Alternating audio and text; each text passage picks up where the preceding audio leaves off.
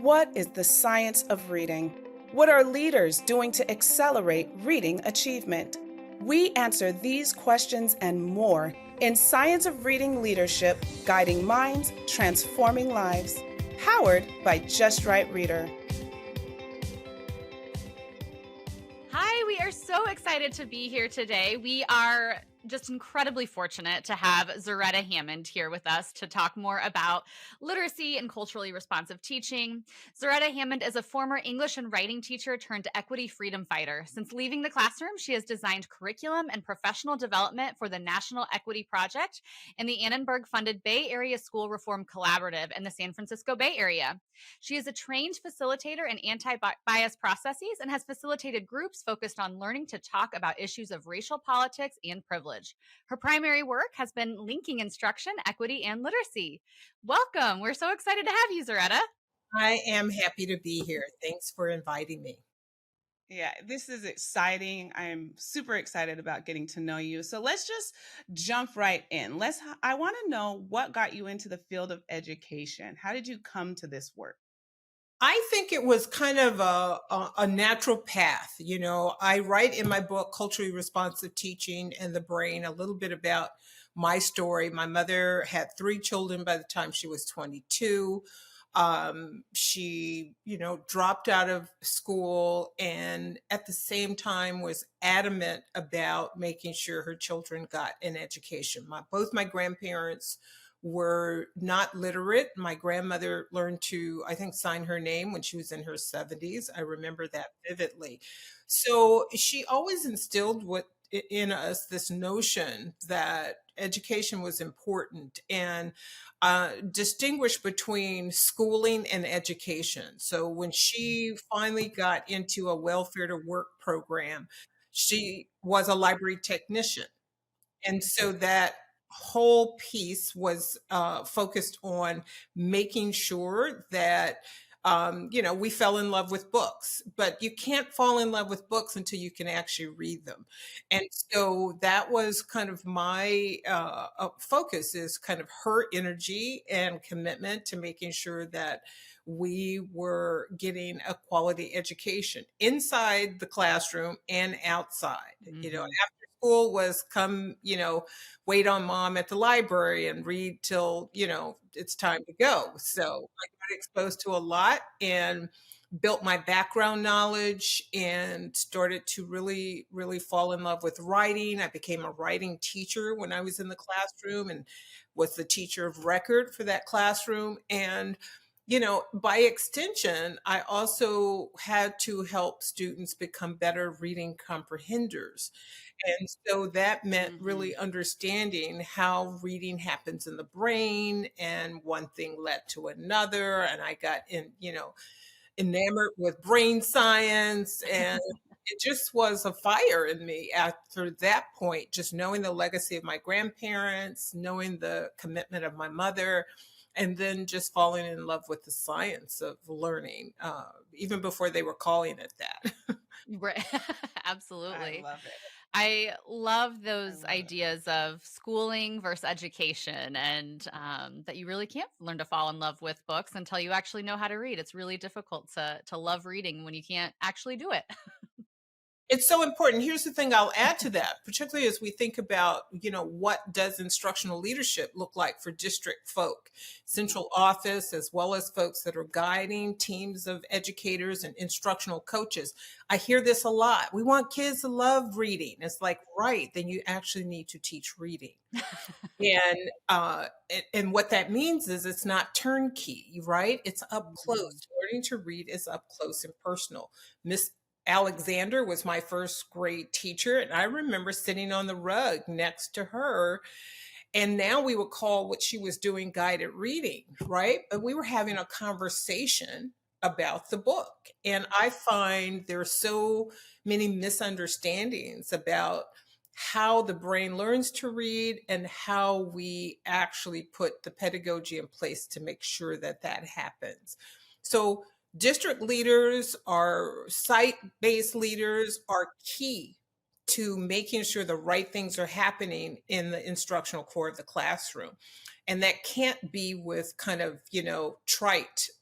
We want children to love learning, and let's just have more books on the shelf, and let's just have more diverse books. Listen, more brown faces in a book is not going to tell you how long vowels work. Yes. That is so Yes. true. And before we get too far, we know that, so you are the author of the book, Culturally Responsive Teaching in the Brain. And so before we get too far, we just want to make sure for our sake and for our listeners' sake, we would love to know how you define culturally responsive teaching, just so that we're all on the same page with that. Well, it's not a matter of how I define it. I don't think it's that relative. And I do think that's a problem right now, right? They're shaking that stuff on everything like it's Yep. hot sauce. But that the Exactly. terminology has been defined, the concept and the process by Dr. Asa Hilliard, Dr. Gloria Latson Billings, who actually coined the term. And really, what it is several things coming together. One being having the relationships with students, making sure an environment is devoid of microaggressions and racism and bias in a way that would trigger the brain to not feel it is safe to learn. So we're now talking about this as psychological safety. But I extend the way people typically are talking about it to lift up those elements that Dr. Hilliard and Dr. Lanson Billings mention, but don't get a lot of airtime. And that is the academic prowess, building the capacity, the cognitive capacity of students in terms of understanding that this is what inequity has focused on. So culturally responsive teaching is not a prescription, it's not a program, it's not online with literacy and culturally responsive teaching. It's a set of tools, pedagogical tools, kind of a stance, mindset, and mental models that allow teachers to actually create the right conditions for students, be in right relationship to get the students in the zone of proximal development. And understanding that it has to be in the context of anti-racism, so the student is not always on alert and under threat, like Dr. Claude Steele talked about in Stereotype Threat, and at the same time still focuses on instruction. Now that's a mouthful, but that's not what people are saying, right? They're just chalking it It up is. to, I'm honoring my Yeah. students' cultural identity. I don't know what the hell that means. Because again, if you have never done that and you've let microaggressions run, loose in your classroom, oh, all of a sudden you know how to honor cultural identities. We are oversimplifying it, Right. so that's a whole road we don't necessarily have to go down. But my main reason in creating the Ready for Rigor frame was to help people talk about all the areas of culturally responsive teaching and not to reduce it to this oversimplified kumbaya, it's a small world, mentality. It is not that. I actually talk about that as the distinctions of equity, right? Multicultural education, social justice education. One is about belonging, diversity and inclusion. That is multicultural education, and it has its benefits. Social justice education, beneficial. It is really focused on raising students' consciousness, one of the things that Dr. Gloria Latson Billings does talk about. But neither one of those are focused on instruction. But when you get to culturally responsive teaching, the way Dr. Asa Hilliard talked about it, it is improving and reclaiming the cognitive capacity of students who have been historically marginalized, tracked, and their cognition underdeveloped. And to me, this is the connection with literacy. Anti-literacy was the first effort to underdevelop cognition, because what we know is what the science of reading, I mean, the science of how your brain learns to read tells us is just that rewiring of the brain makes more brain matter, more gray matter in your brain, right? We can actually do higher order thinking and processing simply because we learn to read, not even because of what we read. And so this, because it's not a natural thing, we'll stand up and learn to walk when we're 10 or 11 months old, but a human will not learn to read unless they're taught to read. And that rewires the brain. So we know, if we just look historically, that that is the first pillar of an effort to create inequitable conditions. And that's just the bedrock of our American education system. And that's just a historical fact. Yeah, you have said so much, right? And it's getting me so excited because I love your work and I love everything you just said. And I want to sit here. We can unpack it for days, right? We could be unpacking this for days. One of the things I want to really focus in on that you kind of touched on is this idea of teaching reading, culturally responsive, and how do we teach reading? So, really, can we unpack and can you talk to us about what educators should be thinking about, focused on, considering when they are teaching reading and how they can be very culturally responsive in that act of teaching I think reading? that's a lot for us to unpack in this short podcast. We can I start know. because, again, I think our efforts to do this kind of quick unpacking or tell us how we can be more culturally responsive. I think what we have a tendency to do is to think that it has to sound like social justice. I have to be talking about racism.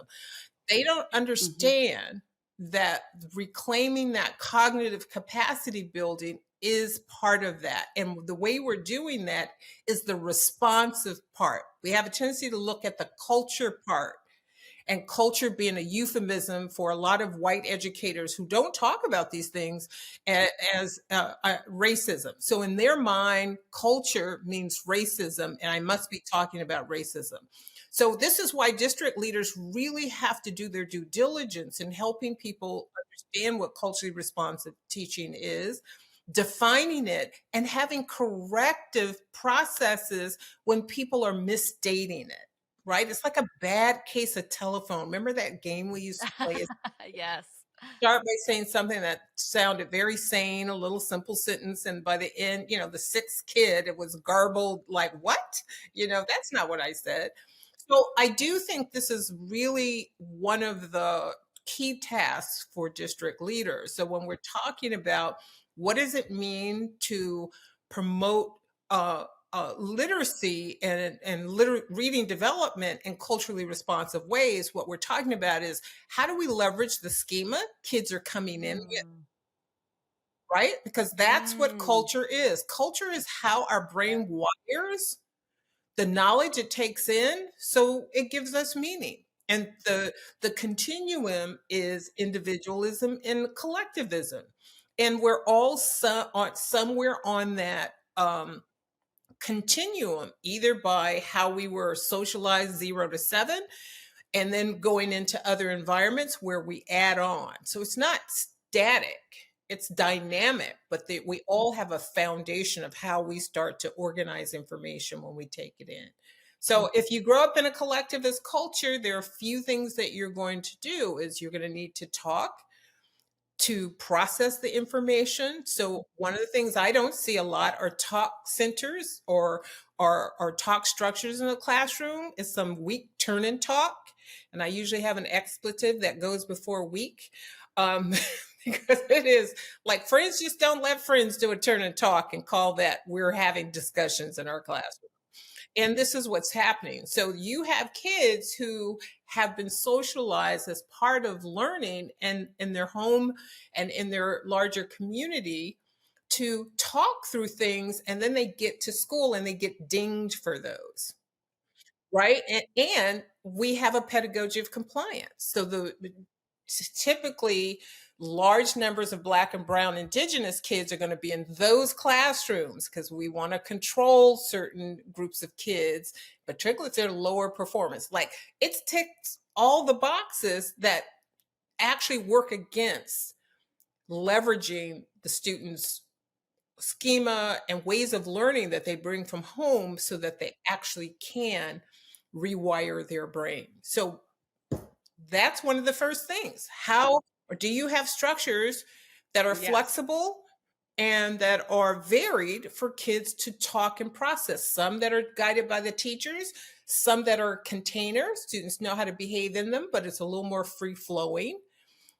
It's not so highly monitored all the time. And I'm not talking about just a free for all in terms of talking, but most teachers have nothing that's varied. It's just one or the other. All talk is going through the teacher, or all talk is being monitored. And I tell you Mhm. when to talk to your elbow partner. Yes. Yeah, we've taken, Exactly. this pillar of Exactly. conversation and open dialogue, and we've tried to do tips and tricks. And like you said, compliance. We've tried to put all of these things into a box of compliance, just like you said. So, yeah, I think that as you're saying, unpacking what it means to teach reading with a culturally responsive um, lens and pedagogy is really about understanding kind of the home learning of your student. What type of collectivist culture? Because not all collectivist cultures are the same. There are some design principles that are consistent, but depending on how it presents itself, it's going to look very different. Like I had the opportunity and honor to be in Alaska and working with some Alaska Native groups of students and educators who were concerned about their development. And the way that collectivism shows up for them looks very different than in my African American culture, which is very, expressive, lots of talking. We're not quiet. And the louder the volume, that must be where the good things are happening, right? Like, oh, let me go see what's going on over there. Not so much in Alaska Native culture, because quietness is honored and it's not a problem.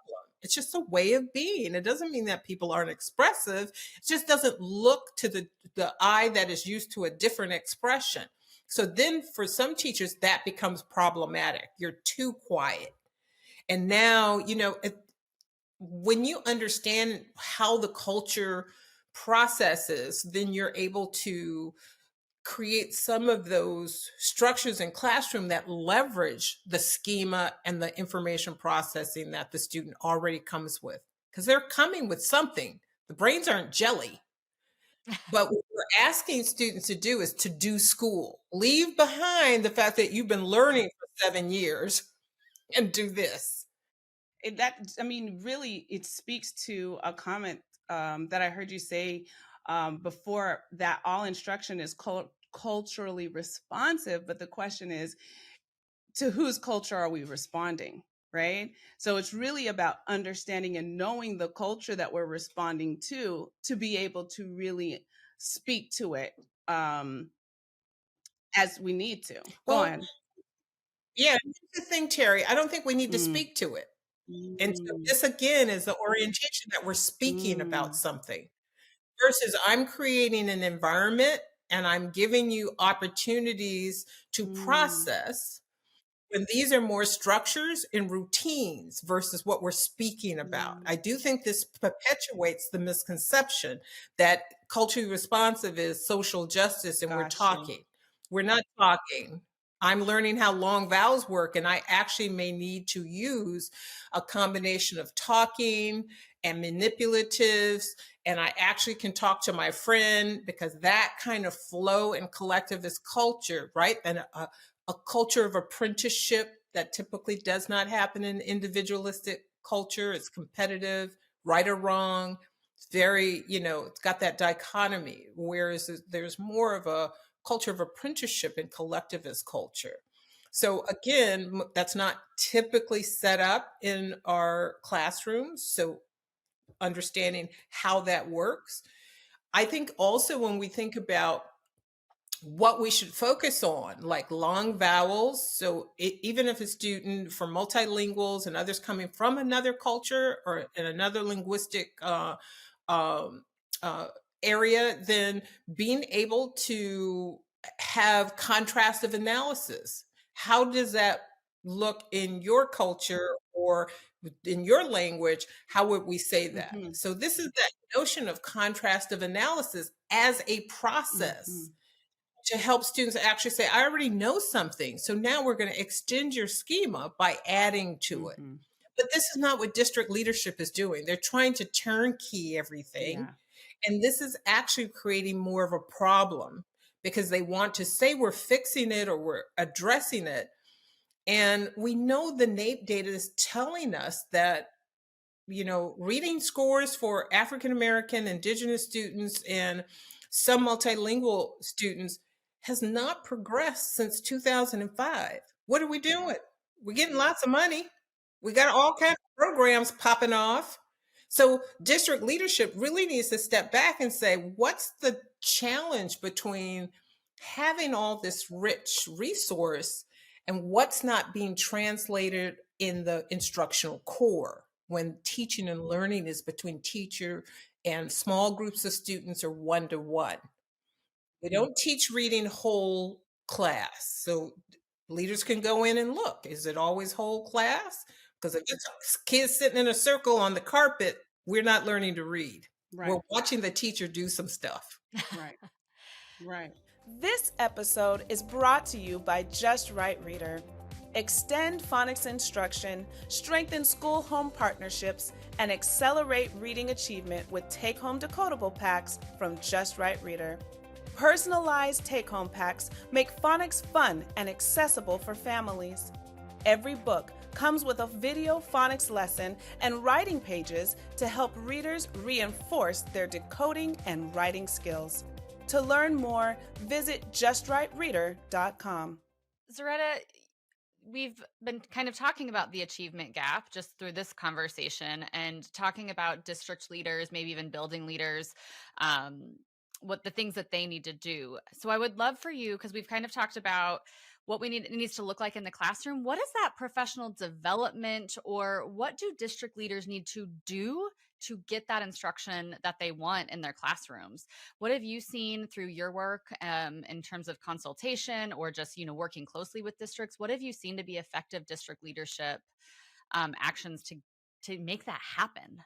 I think that we have to work from the instructional core out, right? We have to work. This is what Dr. Richard Elmore says. So when we think about reading development, what actually needs to be accomplished? So we know students need to understand how print works at the earliest grades. But then after that, it's long vowels. How do long vowels work? That's our variation. So this is decoding.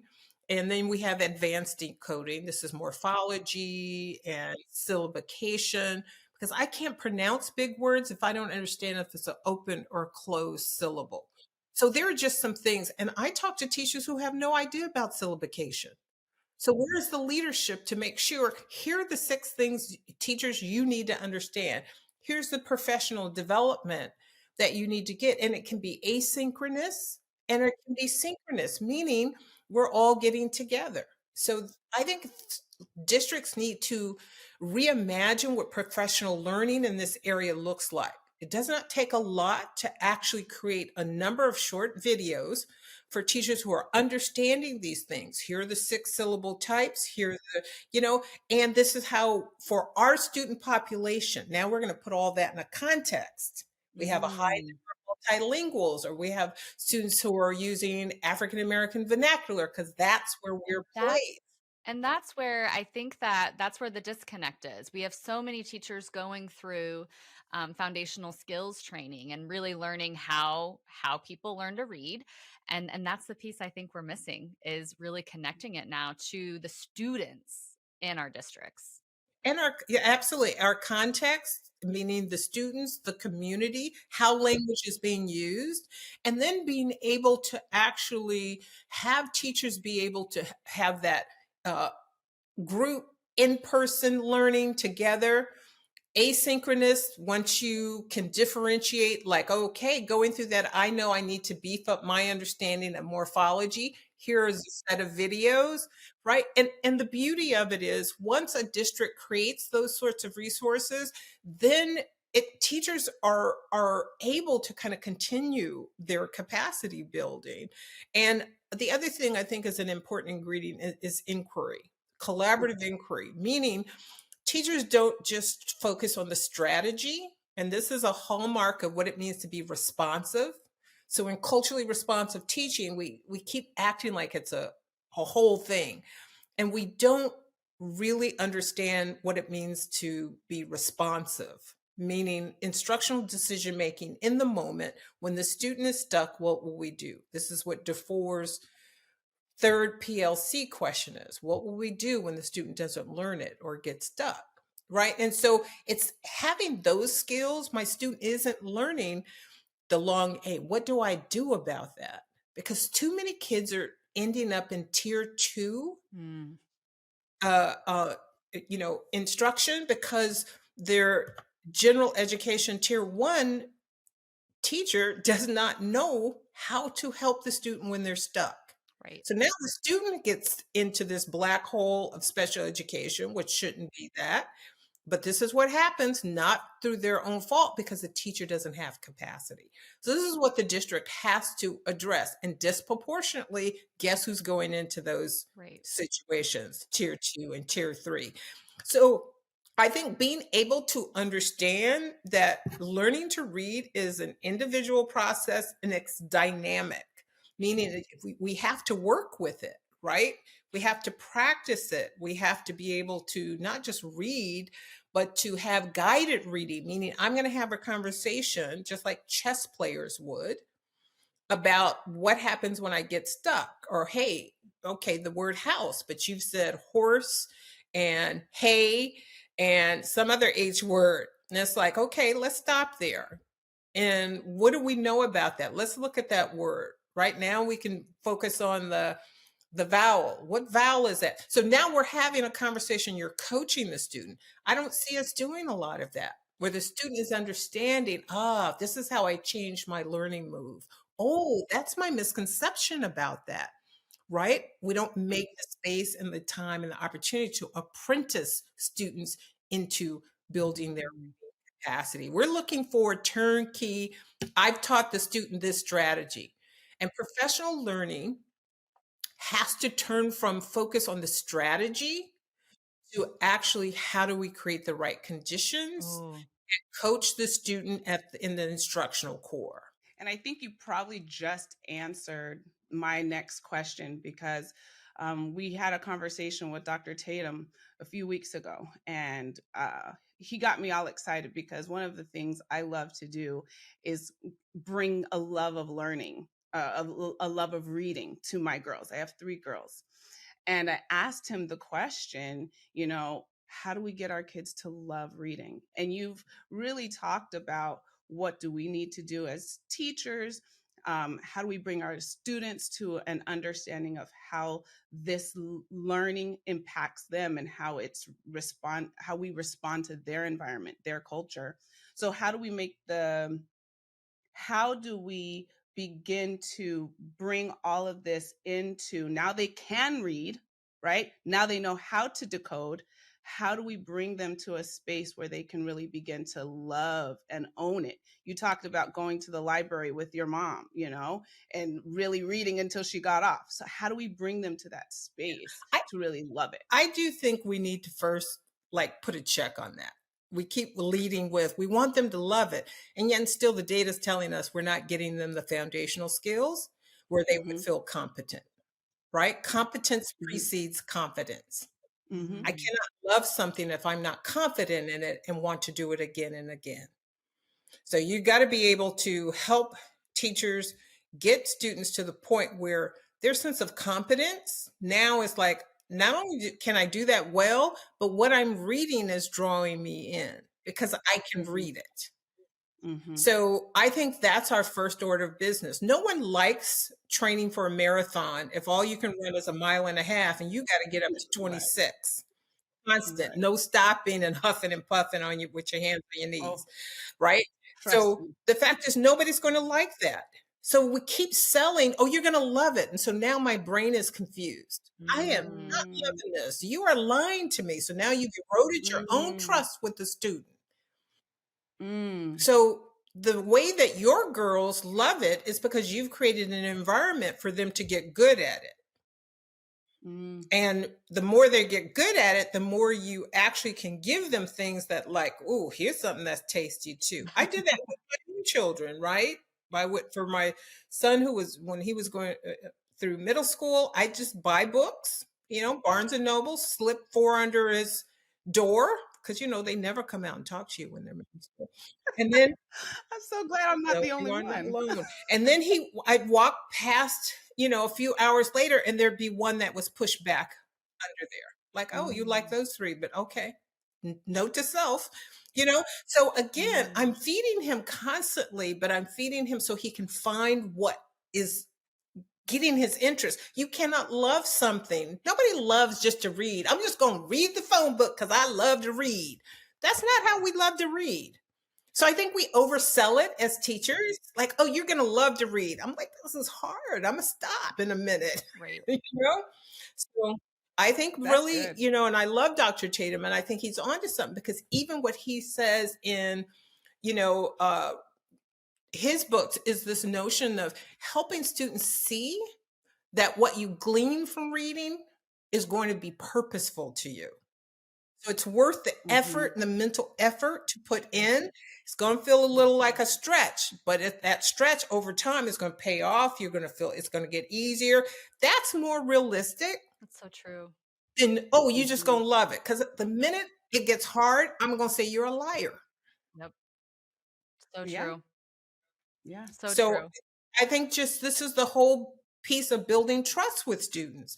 And I've seen that where people talking about relationships and culturally responsive teaching. They want the sunny side of that. So let's not, blow smoke at our kids, because they catch on pretty quickly that they may be a little behind. I think another way that we can sell reading is this is going to give you a power that is unmatched in anything you could ever have. You can use the analogy of playing sports for the boys who out there and the girls who play sports. It's like, yeah, you got to do your drills. That's Right. how you get good. Look, that's what Kobe said. I Right. go in early. I do these drills. I don't like the drills, but this is how we get good. So you're coaching them. And this is what I talk about in the alliance part of that relationship, is like, I'm going to apprentice you into this, but I'm not going to actually tell you you're going to like it off the bat. Nope. It's going to feel hard, but you will be powerful, and it's going to get easier and easier. That's more realistic about how reading happens for any student. That's actually extremely powerful. And Yeah. and Very, it's- very. go ahead. I was just saying, very little of the things that are worth having are easy to get, right? So, and reading is really no different. It takes some work to get to the reward. That's right. But this is more than, let me tell you about a growth mindset or a pep talk. So I think this is the district leadership. Are you Exactly. helping educators at every, a tier of their interaction with teachers and students understand how to language that, than just selling growth mindset? Because now you're blaming the victim. Teacher, just get a growth mindset about doing this. Student, just get a growth mindset. And that's not the problem. And again, I think district leaders need to spend time on helping people shift mental models, as well as to get strategies. But if all we focus on is turnkey strategies, Yes. we're going to keep seeing the same results in reading development that we're seeing. Absolutely. Zaretta, before we have one big question for you, but before we get to our last question, we want to know, how can our listeners find out more about you and more about your work? Where should we send them? You can come to my website to sign up for my newsletter. That's the best way to stay in touch with me. I used to run a blog. I haven't done that in a while, but at that same blog site, crtandthebrain.com, they can sign up. And I usually do, pretty robust newsletters, giving them tips and resources. I am running a series of master classes, right? Small, high leverage things that can be done to build their capacity to be more responsive, culturally responsive educators. Those are the main places. They can follow me on Instagram and learn a little more about that, as well as on, I guess we're calling it X now, formerly known as Twitter, at Ready for Rigor. And it's a good way to just kind of, I post and respond, and other people when I'm out in the world. I think those are some starting places in terms of people connecting. I always love to hear what educators are up to. I try to find myself regularly in teachers' classrooms. And I think, again, instructional core out. We need to understand what's happening there and working shoulder to shoulder with teachers. So, yeah, that's what I'm up to. Because, like I said, I consider myself a boots on the ground teacher rather than a researcher. I know people talk about, oh, your research. I'm like, that's because it's a practical research because it comes from what we actually are doing and learning in real time. That's exciting. Okay, so we always ask those who have joined us on our podcast one final question that we ask everybody. And that question is, what are 2 things that leaders can do to accelerate reading achievement? I think they can reimagine what professional learning and capacity building look like for teachers. And as I mentioned earlier, it's leveraged creating asynchronous resources, not just sending them to someone else's, but resources that are about your context. If the student population has changed and you have more multilinguals, then put the training that they've received from letters or other, you know, professional schools of reading development, bring it into and put it in context. That's what makes it culturally responsive. You're responding to your context, who your families are and who your kids are. So that's one thing I would say. I would also say, word study is powerful. Leaders should help educators understand it's not just phonics, it's not just close reading of text and grade level text, that it is really a synthesis of the student getting super excited about how words work and how language works. The best inroad to that is word study. Kids are always coming across words. Young people are always coming up with new lingo. And I mean, they are just like word masters, right? And we don't leverage it enough. So I think ways in which we can take the research that's out there, the programs we build, and district leadership can say, how do we leverage our teacher leaders, our professional developers at the district level to come together and actually contextualize our learning, our professional learning, so that students see themselves in that learning. They're excited about kind of what it is. And it doesn't mean everything has to revolve around hip hop. It doesn't mean everything has to be some kind of, street culture, youth culture thing. Just what's exciting for kids. And that means we'd have to talk to kids, talk to our students. That's a novel idea, right? But being able to do that, in particular, our kids who are furthest away and most disengaged. The kids that are there, they're there. Good. You can give them a library card and they're fine. We're worried about those kids who have disengaged and are just doing school. Yeah. That's beautiful. Thank you so much. Zaretta, you've been known to say that culture is a powerful force in shaping how we see ourselves and the world around us.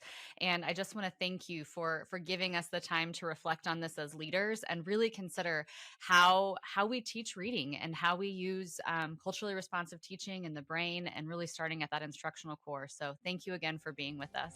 You are very welcome. Thanks for joining us.